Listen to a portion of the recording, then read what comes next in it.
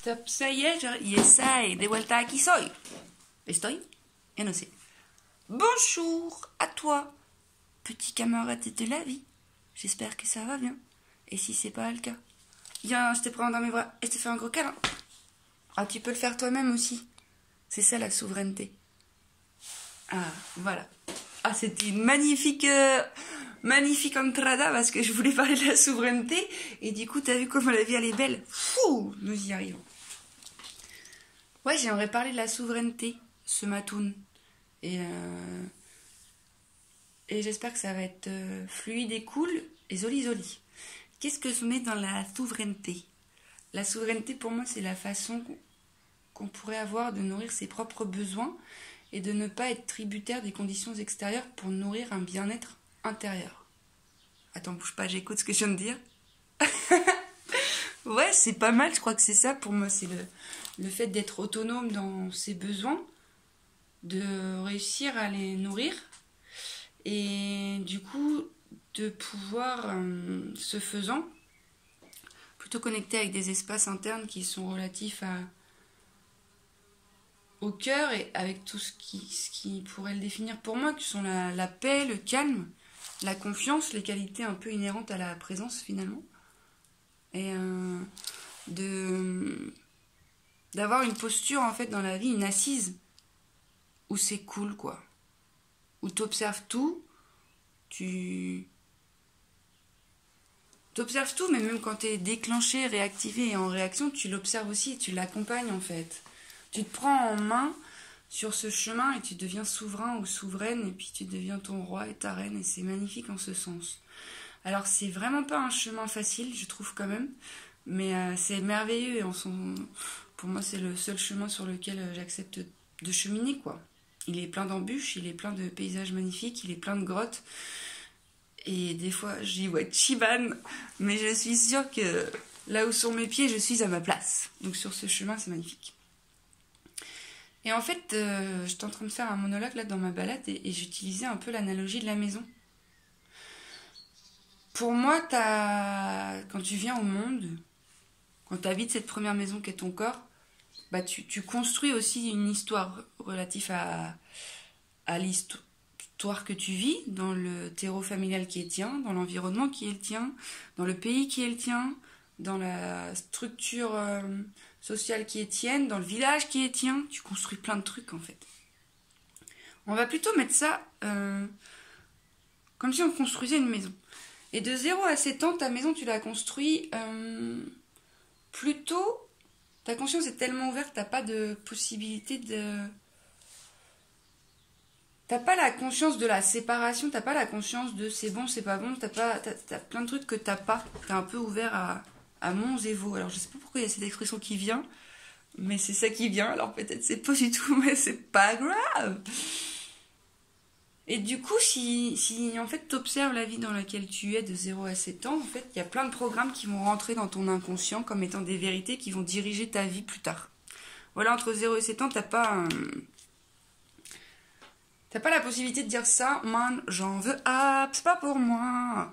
Donc tu prends tout, ça devient des programmes inconscients qui vont régir ta vie après, tu vois. C'est comme quand t'as appris à conduire, t'as appris dans la répétition quelque chose qui fait qu'aujourd'hui, maintenant, quand tu conduis, tu ne te poses plus du tout les mêmes questions. Tu dis pas, attends, il faut que j'accélère comme ça, que je débraye, que j'embraye, que patati, que patata. Ça se fait tout seul, tu peux même faire plein de trucs quand tu conduis à côté.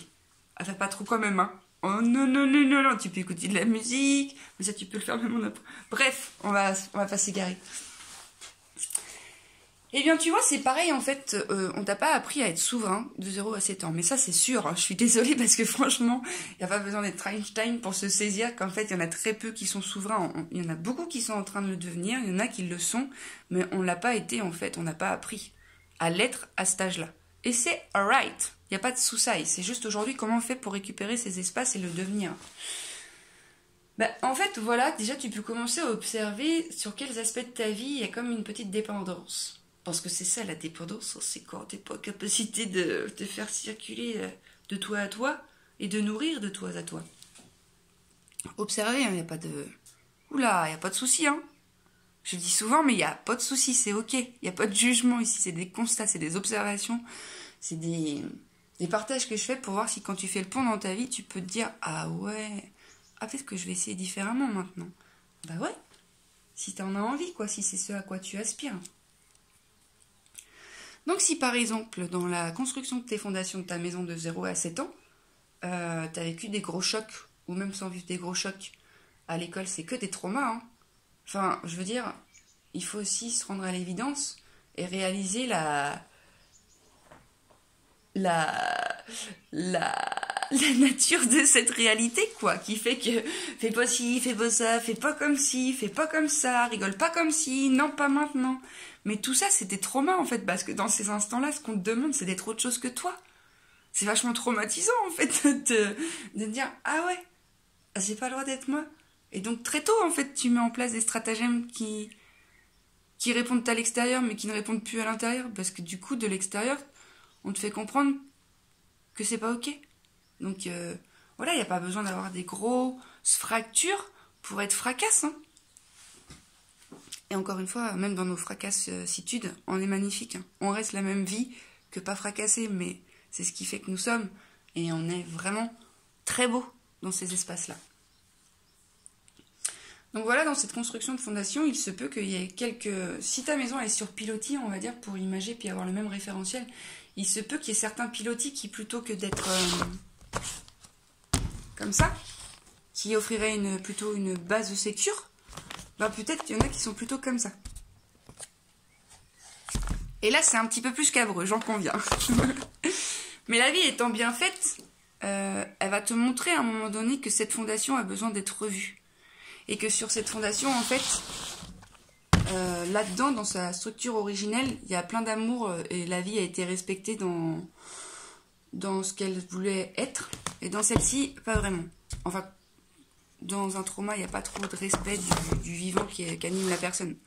Rigole pas comme ça, fais pas ci, fais pas ça. C'est pas vraiment respecter l'unicité de la personne qui dirait ouais, ton rire est magnifique ou c'est ok que tu rigoles.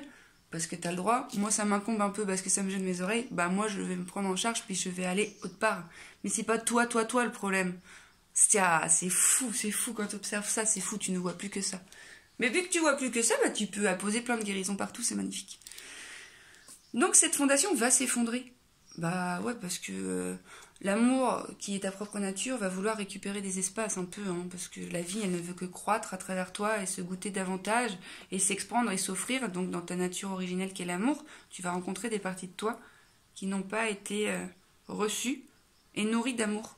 Donc qui quelque part à l'intérieur de toi continuent à porter cette signature énergétique de non-amour. Tu vois, cette fondation c'est l'amour, cette fondation c'est le non-respect de l'amour que tu es, ben dans cette fondation qui est tienne, il y a encore le non-respect de l'amour que tu es. Mais c'est ok, puisque grâce à la vie, aux expériences, aux rencontres, ça va venir titiller à cet endroit-là. Ben ouais, parce que la vie c'est les autres, c'est le chat, c'est l'arbre, c'est la voiture, c'est tout. Tout va te ramener à des espaces internes qui ont besoin d'être pensés. Pensés avec un A, pensés avec un E. Et du coup... on est composé de plein d'éléments, de l'eau, bois, feu, terre, métal, eau. Ouais, bois, feu, terre, du métal et de l'eau. Et finalement, c'est comme si, ce faisant avec cette fondation-là, ton robinet d'eau qui était censé circuler librement là-dedans et de nourrir toute ta structure, bah comme ça, il est tout tordu, il est tout noué et t'as pas accès à l'eau là-haut. Du coup, tu es dépendant de l'eau à l'extérieur parce que l'eau à l'intérieur ne circule plus. Donc en fait, c'est comme si tu attendais tous les jours qu'il pleuve. Mais as you can constated, il pleut pas tous les jours. Donc, ok, il pleut pas tous les jours, mais il y a des autochtones autour de toi. Et dans ces autochtones, il y a la même eau qui circule en toi, dont tu as besoin, mais qui ne circule plus en toi. Donc, tu vas aller te brancher sur la source à l'extérieur. Et là, tu vas devenir dépendant. À l'autre, à des substances, à des comportements, à des trucs. Pour venir chercher ce qui est là en toi, mais qui est cassé. Et ce faisant, en fait, c'est vachement scabreux. Et c'est pas du tout... là, du coup, c'est pas de la souveraineté, tu vois, d'être tributaire de quelqu'un d'autre que soi. C'est maxi boulette chaud patate, quoi. Bah ouais.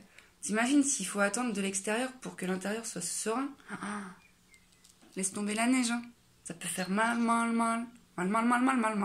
Mais c'est ok, parce que si ça te fait mal, ça va aussi te ramener à ce mal, là. Ouais. La vie, elle est d'une justesse incroyable.